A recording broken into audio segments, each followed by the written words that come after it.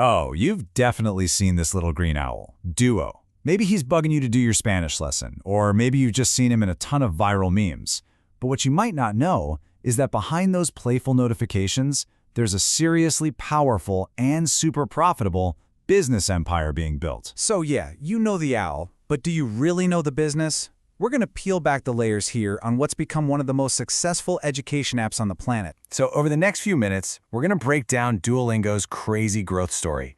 But we're also going to look at some of the big challenges hiding just under the surface. All right, so to really get a grip on just how big Duolingo has become, you just have to look at their latest numbers.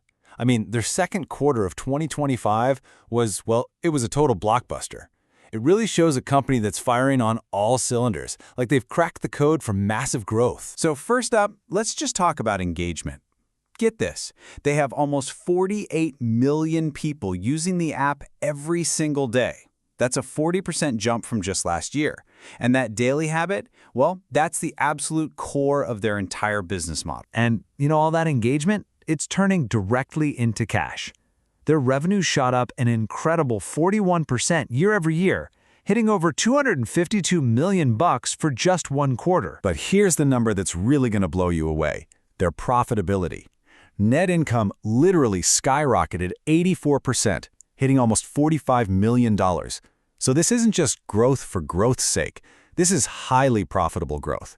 I mean, it's the kind of thing most tech companies can only dream about. Okay, so let's just lay it all out here. Just look at these stats. Daily users, revenue, net income, paid subscribers, every single one of them showing massive growth compared to last year. I mean, on the surface, it really looks like a completely unstoppable machine, right? But, you know, as with any company, the story is never quite that simple.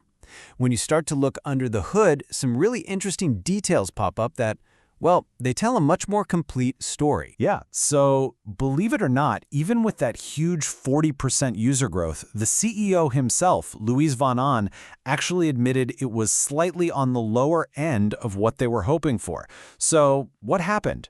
What put the brakes on just a little bit? Well, it all came down to social media.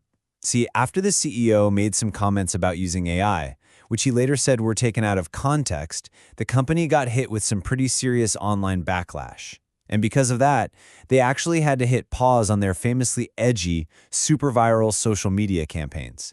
And that, in turn, slowed down their user growth, especially with the younger crowd in the US. Okay, and this whole situation kind of leads us right into Duolingo's biggest bet for the future, which is moving way beyond just language. They're actively trying to build out this whole educational universe, so they're not just relying on one thing. So they're pushing super aggressively into 3 new areas: math, music, and, this one might surprise you, chess. This is really their core strategy for making sure they have long-term, sustainable growth. And it looks like that bet is already starting to pay off big time. In their letter to shareholders, they said their new chess course is actually growing faster than any other subject they've ever launched. It already has over 1 million people playing it every day. So this whole diversification play, it's designed to do 2 key things. First, bring in totally new people who maybe aren't interested in learning a language, and second, get the people who are already on the app to stick around longer by learning other stuff too. All right, so the second huge piece of their strategy is all about perfecting their monetization machine. They are constantly tweaking the free version of the app to kind of nudge more and more people into paying for a subscription. And their latest big move here is a brand new feature they call Energy. So, what exactly is Energy? Well, it's a new system for all the free users out there, and it completely replaces that old Hearts feature you might remember.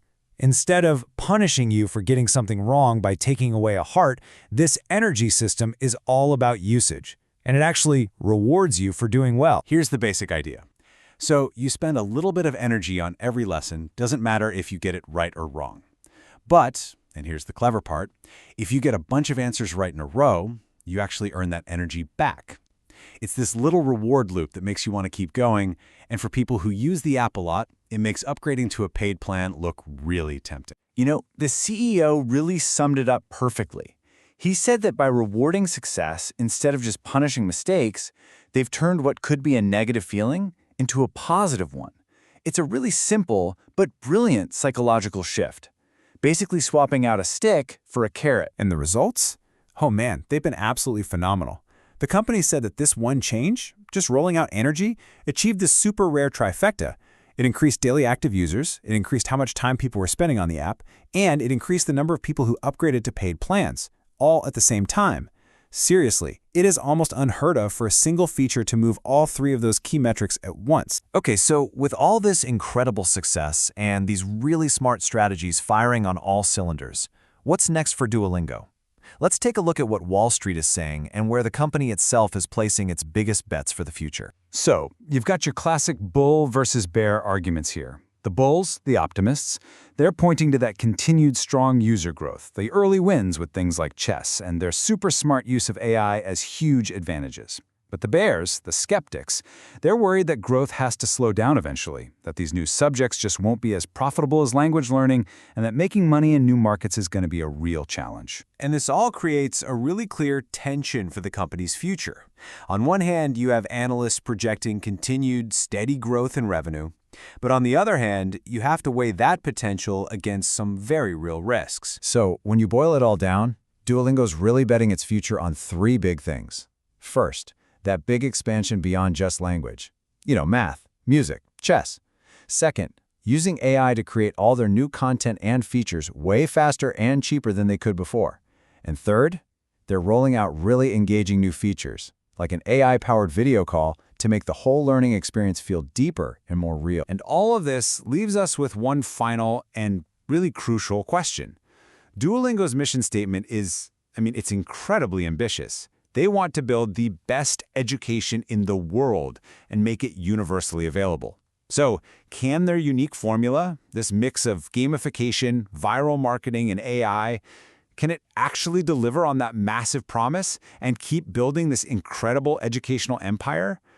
I guess only time will tell.